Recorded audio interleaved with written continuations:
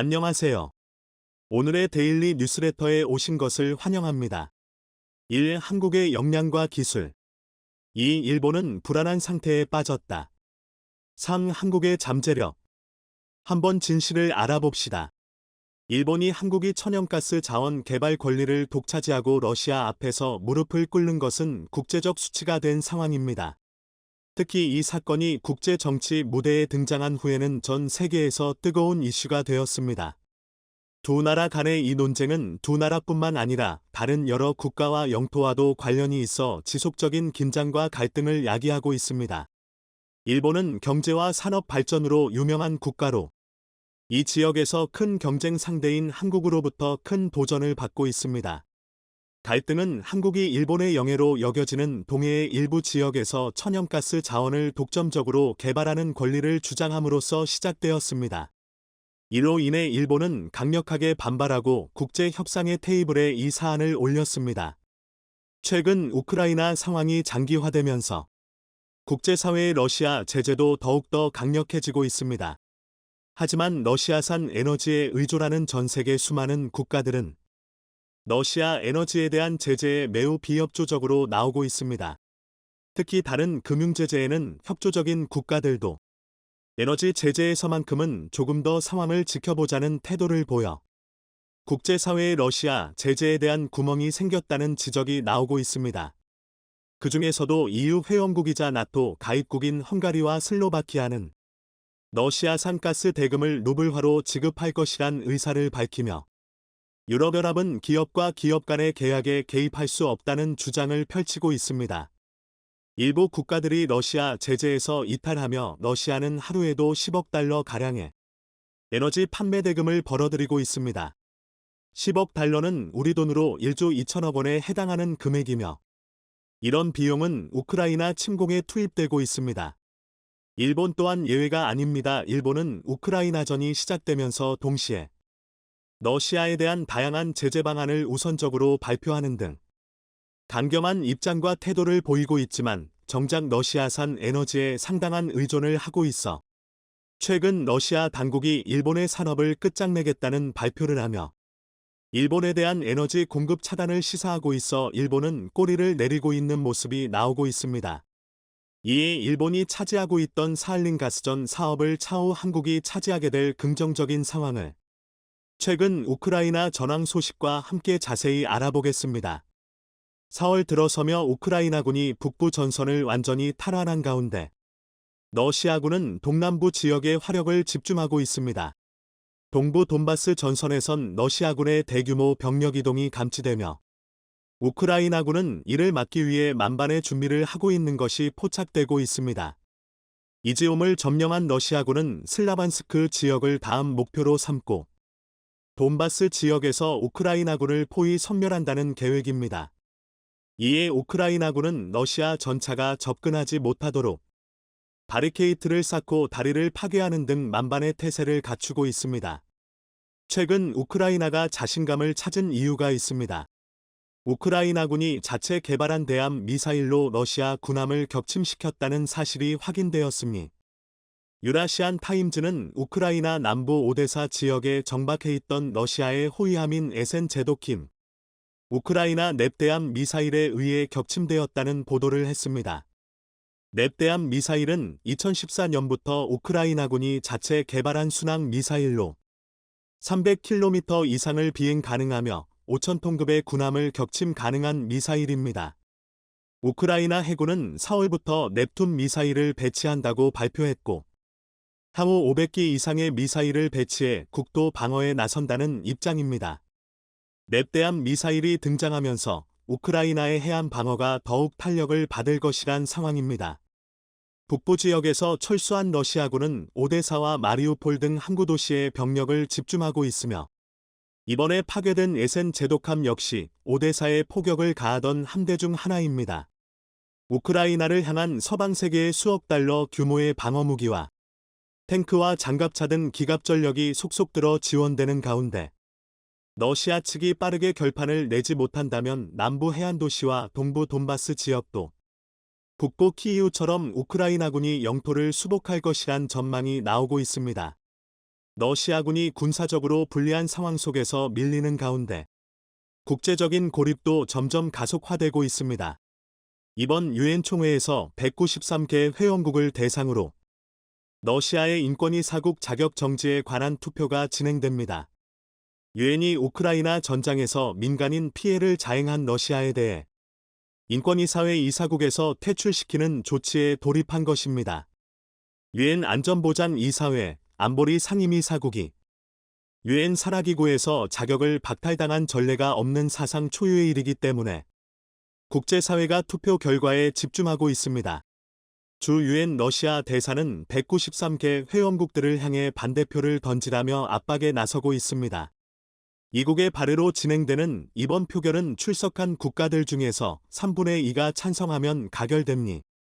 지난달 진행된 러시아의 우크라이나 침공 규탄과 휴전 촉구 결의안 표결에서 143개국이 찬성하여 통과된 만큼 이번에도 가결될 가능성이 높다는 관측이 나옵니다. 그런데 러시아 측이 걱정하는 것은 따로 있습니다. 이런 식의 국제적 고립이 가속화되다 보면 유엔 안보리 상임이사국 자리에서도 퇴출될 가능성이 높아지기 때문입니다. 실제로 러시아의 상임이사국 자리를 노리는 국가가 있습니다. 일본 기시다 총리는 최근 집권당 대회에서 상임이사국 러시아의 폭거를 직접적으로 비판하며 우크라이나 침공을 계기로 안전보장 이사회 안보리의 개편이 필요하다고 목소리를 높이고 있습니다. 그동안 일본은 새로운 국제 질서를 구축하기 위해 안보리를 개혁해야 한다고 강력하게 주장해온 만큼 안보리에서 러시아를 추방하고 그 자리에 자신들이 들어가야 한다는 주장과 로비를 적극적으로 펼쳐오고 있습니다. 일본은 독일과 인도, 브라질 등 상임이사국 진출을 목표로 하는 국가들과 연합해 상임이사국 확대 방안을 주장하고 있습니다. 현재의 상임이사국은 미국, 영국, 프랑스, 중국, 러시아이며 국제적으로 중대한 사안마다 중국과 러시아는 반대를 하며 유엔의 기능과 역할을 마비시키고 있습니다. 일본의 이러한 움직임에 러시아는 크게 반발하며 보복 조치를 예고하고 있습니다. 러시아 외무부 대변인은 7일 기자회견에서 러시아에 대한 경제 제재에 동참한 일본을 향해 높은 수준의 보복 조치를 시행할 것이라고 밝혔습니다. 특히 러시아와 일본의 경제 협력을 비롯한 모든 프로젝트는 물거품이 되었다고 밝히며 일본의 에너지 산업에 막대한 타격을 주겠다는 구상을 밝혔습니다. 일본은 상임이사국 진출을 위해 지속적으로 러시아 제재와 비판을 이어나가고 있지만 사할린 지역에서 원유와 가스 사업에 대해선 조용하게 말을 아끼고 있는 상황입니다. 일본은 러시아와 에너지 협력 프로젝트를 통해 극동 사할린 지역의 석유와 천연가스 개발 사업을 진행해 왔습니다.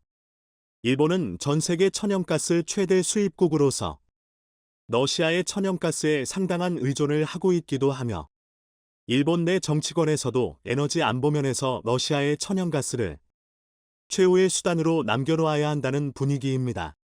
기시다 후미오 일본 총리는 그동안 푸틴 대통령의 자산 동결을 비롯해 러시아를 향한 다양한 금융제재부터 군사용으로 쓰일 수 있는 일본산 반도체 수출 제한 조치를 시행해 왔지만 에너지 부문에서는 다른 태도를 보이고 있습니다. 일본의 산업과 국민 생활의 편의를 위해 러시아 에너지를 장기적으로 저렴하게 계약했다니 에너지 공급망은 최후의 보루로 다뤄야 한다는 입장입니다. 일본은 자국 천연가스 수요의 10%를 러시아에서 수입하고 있으며 미국이나 중동산 천연가스와 다르게 지리적으로 가까워 수송 비용이 많이 들지 않는다는 점에서 러시아산 에너지 공급을 더욱더 늘리고 있는 추세입니다. 하지만 일본의 제재에 불만을 품은 러시아 당국은 일본과 협력 중인 사할린 가스전 사업을 전면 백지화하겠다며 엄포를 놓고 있습니다. 사할린 에너지 프로젝트에는 일본 미쓰이 물산이 13%의 지분을 보유하고 있으며 미쓰비시 상사는 10%의 지분을 보유하고 있습니다. 러시아, 일본의 경제협력 상징과 같은 사할린 프로젝트는 일본의 금융권에서 상당한 지원을 받았으며 일본의 플랜트 건설업체들이 시공에 참여했을 정도 일본의 국가적 역량이 투입된 프로젝트입니다. 일본은 해당 가스전에서 연간 생산량의 50%를 장기 계약으로 수입하는 데 서명했으며 도쿄가스와 일본 전력 등 8개 회사가 장기적으로 수입해오고 있습니다. 중동과 미국에서 수입하는 천연가스는 일본으로 도착하는데 한 달 가까이 걸리는 반면 사할린산 에너지 수입은 빠르면 2일 늦어도 5일 안에 일본으로 공급이 가능하기에 일본 산업에서 중요한 역할을 담당하고 있던 것이 사실입니다. 러시아의 일본으로 향하는 에너지 차단 조치 엄포 일본이 크게 당황하고 있습니다. 그동안 러시아에 대한 강경 제재 발언이 에너지 차단으로 돌아올 위기에 놓이자 꼬리를 내리고 있는 상황입니다. 일본은 사할린 프로젝트에 명시된 계약 기간을 언급하며 일방적으로 가스를 끊는 것은 계약 위반이라는 주장을 하고 있습니다. 러시아가 아닌 다른 지방의 에너지를 공급받는 데는 최소 한 달 이상이 걸리며 최근 세계적인 에너지난으로 인해 공급이 예전보다 어려워진 상황입니다. 이런 분위기 속에서 러시아산 에너지가 갑자기 끊긴다면 일본의 산업이나 가정에서 에너지난이 발생할 수 있다는 분석이 나옵니다. 그리고 이렇게 멈춰버린 러시아와 일본의 에너지 협력이 다른 사업자에게 갈 수도 있다는 일본 정부의 우려도 나옵니다. 일본의 고이치 경제산업상은 7일 브리핑에서 일본이 러시아 에너지 산업에서 빠지고 제3국이 들어오게 되면 결과적으로 러시아 제재는 무용지물이 된다며 일본의 에너지 협력은 지속되어야 한다고 말했습니다. 이어서 일본이 사할린 에너지에서 철수할 경우 한국이나 중국 등 제3국이 해당 가스전 사업으로 이익을 취하는 경우 이들에 대한 제재 방안을 마련한다는 방침입니다. 즉 한마디로 일본은 국제적으로 러시아를 제재하여 러시아의 안보리 상임이사국 자리를 탐내고 있지만 러시아산 에너지 역시 지속적으로 탐내면서 사할린 가스전에서 나오는 이권은 자신들이 가지겠다는 뜻입니다. 특히 사할린 가스전의 경우 러시아 지분이 절반 가까이 들어있어 한국가스공사도 상당량을 수입 중인 상황입니다. 한국의 천연가스 채굴 능력과 플랜트 시공 능력을 감안한다면 한국 역시 지리적으로도 가깝고 기술력도 충분해 러시아 에너지 사업을 이어갈 수 있다는 전망입니다. 물론 현재 국제정세로 보면 러시아와 지금 당장 에너지 프로젝트를 이어가는 것은 무리지만 일본이나 유럽도 러시아를 강력 규탄하면서 러시아 에너지는 놓지 않고 있는 것으로 보아 차후 한국이 러시아 에너지 사업으로 이익을 보는 것도 나쁘지 않은 선택일 수도 있습니다. 다만 경계해야 하는 것은 러시아와 같은 국가에게 독일이나 유럽처럼 너무 많은 에너지 의존을 하게 되면 에너지 주권이 넘어가게 되어 차후 한국이 중요한 일을 앞두고 러시아에게 휘둘릴 수 있다는 우려가 있습니다. 따라서 공급망을 다변화하고 다양한 공급처에서 안정적으로 수급할 수 있는 방안을 찾아야 할 것이니 최근 일본의 견제와 제재에 화가 난 러시아가 에너지 사업 철수를 통해 이번에 일본이 한국의 뒤통수를 제대로 쳤습니다. 일본은 최근 한국과 서로 수출 규제를 없애고 화해를 하자라고 약속했습니다. 자, 그런데 한국이 일본을 먼저 화이트리스트에 복원시켰다고 공식 발표하자 일본이 갑자기 말을 바꿔 한국은 위험하다, 지켜봐야 한다, 라는 충격적인 발표를 했습니다. 그러면서 말 같지도 않은 이유들을 갖다 붙이며 한국의 뒤통수를 제대로 가격했는데요. 자, 그런데 진짜 큰일 난 쪽은 일본입니다. 제대로 열받은 한국이 기막힌 방법으로 일본에 즉각 보복 조치를 가하자 일본 열도 전체가 난리가 나버렸습니다.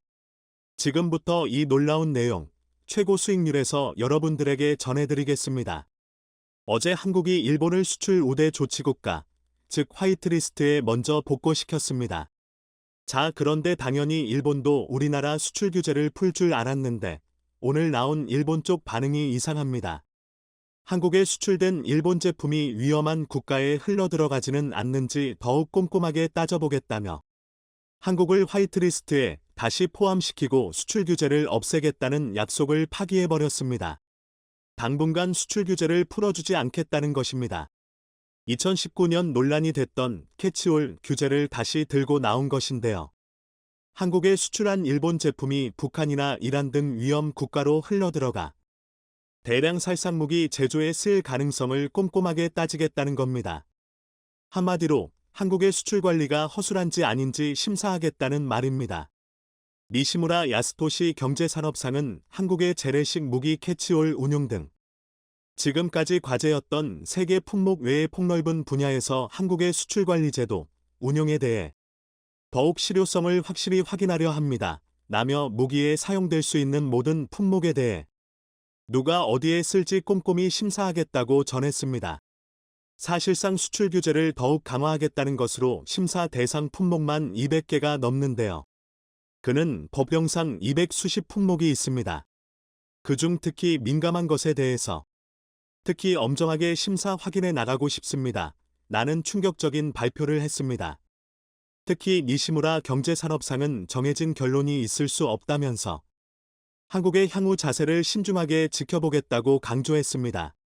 일본보다 먼저 수출 규제를 푼 한국은 당혹스러운 상황입니다. 한국과 일본 정부는 이날 일본에서 이틀째 국장급 수출관리 정책 대화를 하고 있습니다. 한국이 일본을 다시 화이트리스트에 포함시키면서 한국 기업이 일본의 전략물자 수출을 신청할 때 심사 시간이 기존 15일에서 5일로 단축되고 개별 수출 허가의 경우 신청 서류가 5종류에서 3종류로 줄어들었습니다. 일본을 다시 한번 믿고 이러한 결정을 내렸는데 일본은 한국의 뒤통수를 제대로 너무나 충격적인 뒤통수를 때렸습니다. 자, 그런데 일본의 속내를 알고 봤더니 너무나 충격적이었습니다. 한국이 방사능에 노출되어 심각한 수준의 후쿠시마 농수산물을 수입해 문제가 없다고 홍보하여 한국인들에도 뿌리면 일본은 그제서야 한국에 대한 수출 규제를 풀어준다는 것이었습니다. 너무나도 충격적인데요. 지금까지 한국이 후쿠시마산 농수산물을 수입 금지하자 한국을 벤치마킹하는 수많은 국가들, 대부분의 동남아국들과 일부 유럽 국가들까지 일본산 수산물을 거부해왔는데요. 한국이 수입하기 시작해야 한국을 믿고 따르는 이 많은 국가들이 다시 일본산 수산물을 산다는 것입니다. 자, 그런데 일본의 바람과는 반대로 한국은 일본의 후쿠시마산 수산물 수입 금지를 다시 한번 천명했습니다. 앞으로 최소 수백 년은 일본 후쿠시마산 수산물이 한국인들의 밥상 위에 올라오는 일이 없다는 것입니다. 한국이 이렇게 계속해서 후쿠시마산 수산물을 금지시키자 세계 주요 외신들도 큰 관심을 가지고 대대적으로 보도하기 시작했는데요. 영국의 BBC는 후쿠시마 제1발전소에서 방사능 측정 업무를 맡았던 일본인 50대 남성이 방사선 피폭으로 사망했다고 대대적으로 보도했습니다. 한 전문가는 한국이 일본 후쿠시마산 수산물을 수입 금지한 이유를 알겠다며 미국, 유럽연합, 그리고 영국도 일본산 수산물을 한국처럼 보이콧해야 한다고 주장했습니다. BBC는 이어서 일본 보건복지부는 방사선과 의료진 및 전문가들로 구성된 위원회와의 회의 이후 사망한 근로자의 가족에게 피해 보상을 하기로 결정했다며 일본산 수산물이 얼마나 위험한지를 알렸습니다. 이뿐만이 아닙니다. 한국의 집요한 의심과 인맥을 총동원해 일본 후쿠시마 제1원전 방사능 오염수의 해양 방류 계획에 대한 안전성 검증팀인 국제원자력기구 IAEA에 한국이 참가했는데요. 일본은 원래 한국을 빼놓고 하자고 계속해서 주장했지만 한국이 승리했습니다. 결국 국제원자력기구에 한국이 참여하게 되었고 일본이 감추려던 충격적인 것을 한국이 찾아냈습니다. 수중 로봇 탐사선이 촬영한 일본 후쿠시마 제1원자력발전소 1호기의 원자로 내부입니다. 녹아내린 해결료 잔해들이 잔뜩 쌓여 있습니다. 원자로를 둘러싸고 있던 콘크리트는 사라지고 철근이 그대로 드러나 있습니다. 이 영상을 정밀 분석한 도쿄전력은 원자로 압력용기 바닥에 구멍이 뚫렸을 가능성이 높다고 원자력규제위원회에 보고했습니다. 영상의 검은 빈 공간처럼 보이는 곳이 있는데 원래는 제어봉으로 막혀 있어야 한다는 겁니다. 원자로 압력용기 안에는 핵연료봉 다발이 들어있고 그 아래로 핵분열을 조절하는 제어봉들이 연결돼 있습니다. 그런데 이 제어봉들이 손상되거나 떨어진 것이 영상에서 확인됐고 원자로 바닥에 여러 개의 구멍이 뚫렸기 때문으로 보인다는 설명입니다. 미조가미 시냐 도쿄전력 부장은 제어봉 일부는 있어야 할 곳에 없다는 상황이 확인되었습니다. 라고 전했습니다. 더 충격적인 점은 원자로 내부 콘크리트 손상이 심한 만큼 후쿠시마 지역에 또다시 강한 지진이 발생할 경우 원자로가 아예 붕괴해버릴 우려가 있다고 전문가들은 지적했습니다. 또 한 번 더 충격적인 후쿠시마 원전 폭발 사고가 지금 당장이라도 충분히 일어날 수 있다는 것이죠. 이렇게 한국의 집요함 덕분에 허점을 찾아냈고 결국 도쿄전력도 인정했는데 일본 정부만 이를 인정하지 않고 오염수 방류를 강제하려 하고 있습니다. 일본은 왜 이렇게 위험한 무리수를 둬가면서까지 이렇게 오염수를 방류하려 하는 것일까요? 삼중수소는 반감기가 12년이라서 육지에서 24년간 보관한 뒤 방류하면 위험성이 4분의 1로 줄어드는 셈인데 일본은 지금 당장 이 원전 오염수를 방류하려 하고 있습니다. 일본의 속내는 결국 돈이었습니다. 다액종 제거 설비 ALPS 소위원회 보고서에 따르면 일본 내 처리 방식인 오염수 지하 매립에는 2,431억 엔이, 수소 배출에는 1,000억 엔이, 수증기 배출에는 349억 엔이 필요한 것으로 계산됐습니다. 그런데 해양 방류에는 증기 배출의 10분의 1 수준인 34억 엔만 필요했습니다. 바다 방류의 비용 절감 효과는 장기 저장과 비교할 때 더욱 두드러집니다. 일본 민간 싱크탱크인 일본경제연구센터는 2019년 오염수를 방출하지 않고 저장했을 때 원전 폐로 시점 2051년 예상까지 81조 엔이 필요하다고 분석했습니다. 네, 그렇습니다.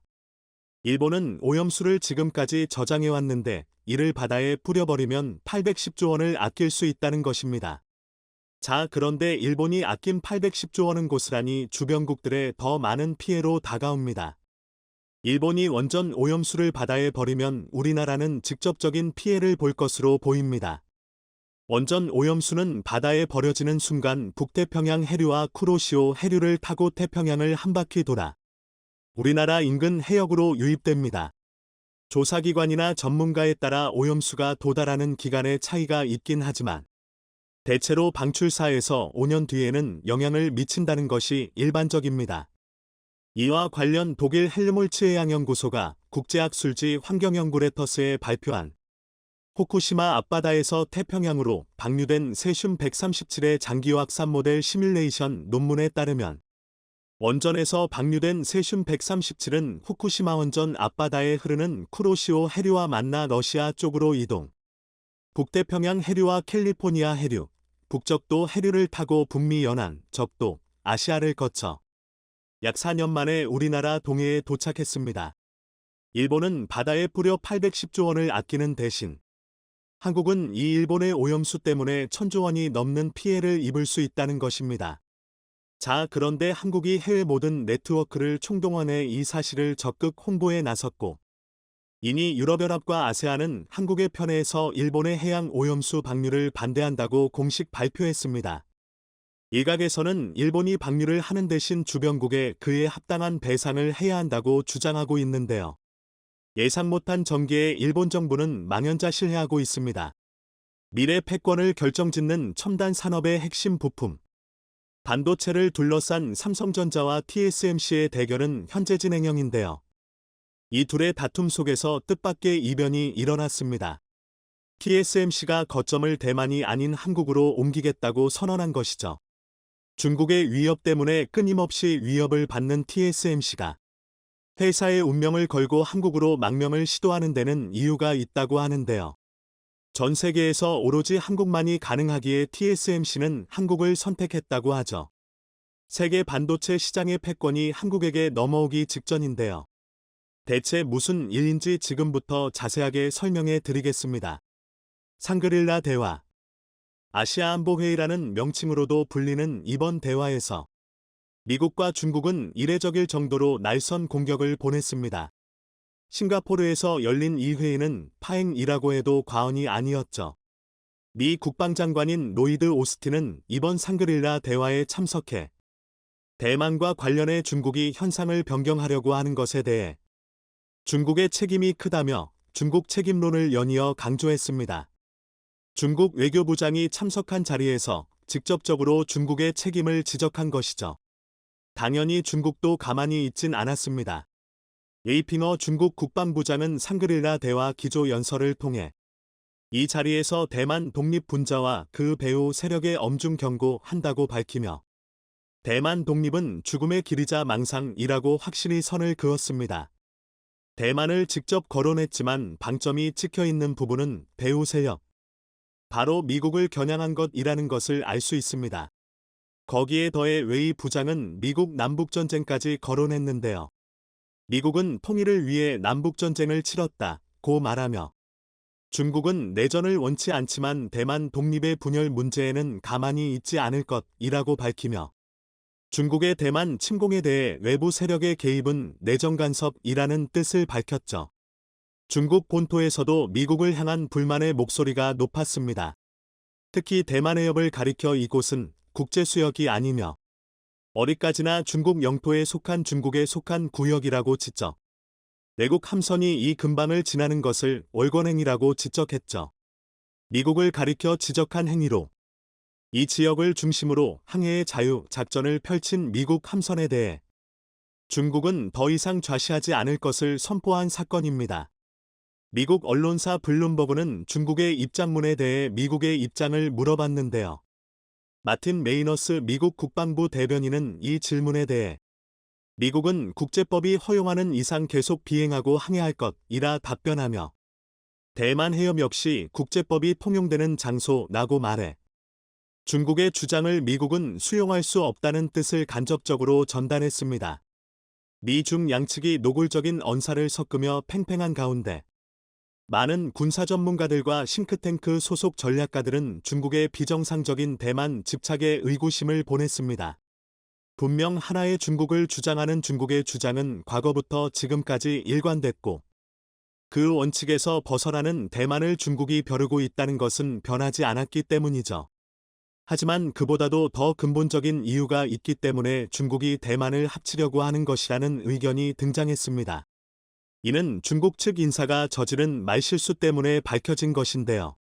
중국의 지원을 받는 관변단체 중국국제경제교류센터의 수석 분석가 천얼링, 진문령 이 온라인 회의에서 대만을 수복해 본래 중국 기업인 TSMC를 우리 손안에 넣어야 한다. 고 무심코 뱉은 말실수가 결정적이었죠. 본래 대만 침공의 명분으로 주장하던 조국 통일은 겉으로 주장하는 대의명분이고 실제 대만을 중국이 간절히 원하는 것은 TSMC가 만들고 있는 반도체 때문이라는 것이 영상을 통해 고스란히 공개된 것입니다. 중국 인민대학 충양금융연구원 주최로 열린 회의에서 나온 이번 발언이 외신을 통해 공개되면서 큰 파장이 일어나자 중국에서는 다급하게 원 영상을 삭제하는 모습을 보였습니다. 실제 중국이 대만 정벌로 뭘 원하는지 노골적으로 보여준 것이라 생각되는데요. 미래 패권 경쟁에서 핵심 부품으로 떠오른 반도체는 중국이 따라잡지 못하는 분야이자 수천억을 투자해도 이룰 수 없는 분야입니다. 이를 빠르게 따라잡을 수 있는 것은 반도체 선진기업인 TSMC를 중국에 편입하는 것이 가장 최고의 수라 할 수 있죠. 최근 들어 중국의 위협 수준이 심상치 않게 바뀌고 러시아와 중국 사이의 비밀 문건이 노출되면서 본격적인 중국의 대만 침공 날짜까지 공개되자 TSMC는 깊은 고민에 빠지게 됩니다. 대만의 대표 기업이자 현재 반도체 파운드리 분야에서 가장 잘 나가는 기업인 TSMC는 한국의 삼성전자와 견줄 정도로 반도체 기술 영역에서 확고한 자신의 영역을 구축한 기업입니다. 대만에서 집중 육성한 기업으로 이 기업 하나가 대만 전체를 먹여 살리고 있다고 해도 과언이 아닌데요. 문제는 그들이 있는 곳이 전쟁에 휩싸이기 쉬운 대만이라는 점입니다. 미사일 타격으로 순식간에 TSMC 주요 시설이 불탈 수도 있는 상황. 핵심 인력과 기술이 대만에 있는 것이 큰 약점으로 작용하는 것이죠. 이를 극복하기 위해선 대만 본사를 이전하는 것이 필수적입니다. 기업의 생존을 위해 대탈출이 필요한 시점이죠. 고민 끝에 TSMC가 이전을 결정한 곳은 놀랍게도 의외의 장소였습니다. 이전부터 미국과 일본 등 여러 국가의 자사 공장을 건설하면서 협력을 이어갔던 TSMC가 이전을 하게 되면 미국 혹은 일본 둘 중에 본사를 이전한다는 소문이 있었는데요. 그런데 TSMC가 결정한 장소는 바로 한국이었습니다. 경쟁사가 터전을 잡고 있는 한국에 새 보금자리를 꾸리고 이곳에서 영업을 이어가겠다는 의회의 결정을 한 것입니다. 일본은 TSMC의 결정에 황당하다는 입장이었죠. 일본은 전략적으로 TSMC에 엄청난 거액을 투자, 일본을 구원할 기업으로 TSMC를 염두하고 이를 위해 갖은 혜택을 쥐어주는 모습을 보였는데요. TSMC는 구마모토 현 공장 건설에 9,800억 엔, 한화로 약 10조 원이 넘는 금액을 일본에 투자한다고 발표하며 일본과 협력하는 것에 적극적인 의지를 드러냈습니다. TSMC의 예상대로라면 2024년부터 12인치 웨이퍼를 월 4만 5천 장 생산하면서 일본을 TSMC 반도체 생산 기지로 삼아 미국은 물론 전 세계에 TSMC 반도체를 수출할 계획이었죠. 일본 기업인 소니와 덴소도 TSMC 공장에 투자를 단행. 일본 정부는 이번 결정으로 과거 잃어버린 반도체 왕국의 영광을 되찾기 위해 절치부심을 다짐했습니다. 정부 차원에서도 필요 자금 중 절반에 가까운 4천억 엔을 지원하기도 했죠. 그러나 이 결정이 일본의 최악의 선택이 되었습니다. 최근 TSMC는 공장 가동과 일본에 근무할 인원을 모집, 일본 내 주요 인재들이 고임금을 약속하는 TSMC 공고에 쏠려 구마모토 현을 비롯해 일본 고급 인재들이 일본 기업을 기피하는 현상이 일어났습니다. TSMC 공장 건설로 단기간에 이득을 보게 되었지만 이로 인해 일본 인재 유출 현상이 더욱 심해진 것이죠. 일본 정부 입장에서는 TSMC를 발판 삼아 일본 반도체 내실을 다지려고 했으나 정작 TSMC만 좋은 꼴을 보게 된 셈이라 불만을 품었는데요. 이에 일본 정부에서는 보조금 지급 약속과 관련해 딴 마음을 품었다고 합니다. 현재 약속한 4천억 엔 자금 지원에 대해 다시 고려해보겠다고 말하며 액수 조정을 비롯해 혜택에 대해서도 형평성 문제를 들며 TSMC에 간접적인 압박을 가했다고 합니다. 막상 일본에 투자하려고 보니 일본이 앞뒤 다른 태도를 보이며 TSMC는 배신을 당한 것입니다. 반도체 사업은 다른 사업과 달리 고급 인재는 물론이고 장비 수급과 고급 기술이 필요합니다. 일본이라면 이 모든 조건을 맞출 수 있어 선택했지만 막상 일본의 다른 태도에 실망한 TSMC는 다른 곳을 선택할 수밖에 없었죠. 그 결과 떠오른 곳이 바로 한국인 것입니다. 반도체 인재 수급에 열을 올리고 있는 TSMC는 일본만이 아니라 전 세계에서 인재를 끌어들이면서 반도체 경쟁력을 갖추기 위해 노력하고 있는데요. 삼성전자가 있는 한국 TSMC가 원하는 인재상이 있는 곳으로 높은 기술 수준과 더불어 반도체 제반 시설이 갖춰진 장소. 이니 세계적인 수준이라는 것은 TSMC도 알 정도로 한국이 가진 잠재력은 상당하죠. 모리스 창 TSMC 창업자는 자신이 유일하게 두려워하는 존재로 삼성전자를 거론하며 한국의 저력을 무시할 수 없다고 평가했습니다. 그런 그가 한국에서 새롭게 터전을 잡는다면 삼성전자 입장에서는 경쟁자가 등장하는 것이지만 국가 차원에서는 새로운 활로가 생기는 것이나 다름없죠. 대만과 중국의 전쟁으로 한국이 큰 이득을 보는 상황 TSMC도 한국 이전을 마다할 이유가 없죠. 비공식 입장으로 TSMC 임원이 전남 지역을 돌면서 본사 및 반도체 생산 공장을 위한 부지를 물색하고 있다는 소문까지 돌았는데요. 조만간 터질 것처럼 보이는 중국과 대만의 맞대결. 그 사이에서 생존을 도모하는 TSMC의 이전이 성공적으로 이뤄지길 바라며 TSMC까지 끌어안으며 한국이 세계 반도체 최강국으로 거듭날 수 있기를 기원해 보겠습니다. 시청해 주셔서 감사합니다.